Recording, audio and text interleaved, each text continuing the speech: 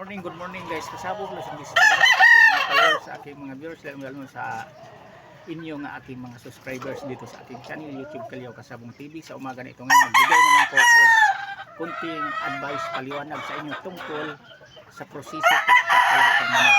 Dahil bawat isa sa atin, bawat isa sa amin na nagpapalahi ng manok, iba-iba ang diskarte, iba-iba ang pamaraan. Ang sa aking pamaraan, yan lang ang ituturo ko sa inyo sa umaga nito ngayon. Ito, tinawag ko ito o sweater gray. Alam niyo kung bakit. Ang ina niya nito, yung original ko nga sweater, kulay pula. Tapos ang ama nito niya, yung talisay ko nga gray na 3 times winner.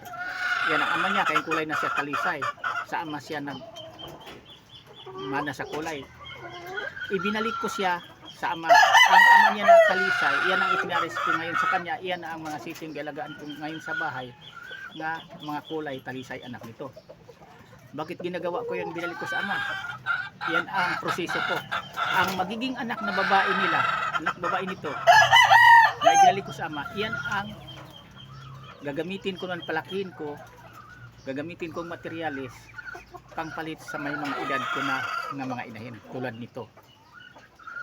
Yan ang ginagamit ko para hindi mawala, na ibalik ko sa ama, kasi ang ama lifetime winner, kaya ibinalik ko to, pinalahian ko to sa ama niya. Ang magiging anak ng babae, yan ang gamitin kong materialis na crucis ko kahit anong linyada ipapalahi ko, at least galing sila sa linyada na lamang sa panalo kaysa talo.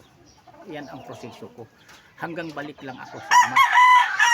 Ang anak nito na babae na tinawag ko balik na sa ama, iyan na ang gagamitin ko ngayon na pangpalit sa mga may edad ko ng inahin. Kasi ang mga inahin, alam niyo ba, kapag may edad na kasi 5 taon na, halimbawa 4 na taon, iba na talaga ang i-produce ng itlog niya. Mas kukunti na o kaya marami na ang walang similya kapag may edad na ang isa natin ka materialis na inahin na manok. Kailangan obligado tayo na magpalit ng bagong mga palahi na magiging inahin din, na iyan ang gagamitin natin para hindi mawala ang kalinyada. Kaya ipaliwanag ko sa inyo, kaya binalik ko na ito sa ama kasi kailangan ko na kukuha sa kanila ng linyada talaga sa mga talisay na maganda ang record.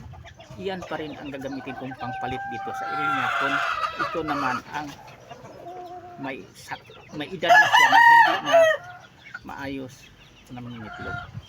Yan ang proseso ko. Bawat isa sa akin na nagpapalahi ng manok, kanya-kanya ang diskarte, pero sa akin mas maganda kasi para sa akin ang gagamitin kong materials na babae nga balik sa ama, na kahit anong kulay man, kahit anong linyada sa dagat sa manok ipares ko sa kanya, okay yun, dahil tinawag na hindi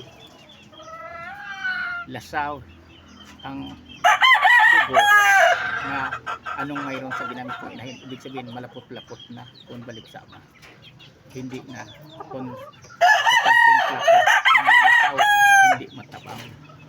Yan ang totoo pagbalik sa ama.